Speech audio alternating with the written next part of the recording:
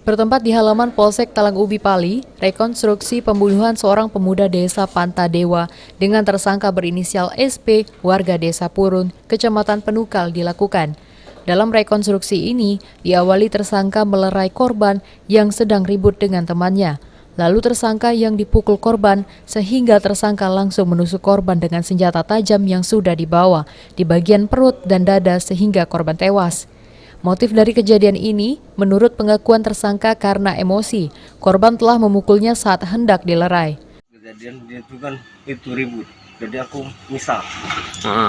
Nah setelah misah yang satu disuruh berlari, nah jadi yang korban tadi ngejar, oleh kurasa dia kesal oleh yang digebuk dia tadi udah kabur, dia kan langsung lari, mukul aku. Langsung udah salah kataku kan. Pisau itu memang langsung siap ke apa mana?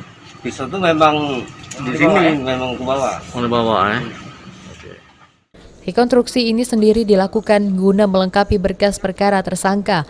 Tersangka dijerat dengan pasal 351 ayat 3 dengan anman hukum 12 tahun penjara.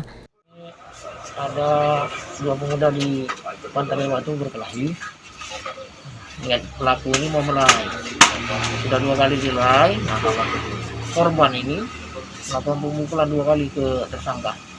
Tersebut emosi, nyabut pisau yang sudah dibawanya, tinggali itu janya ke korban.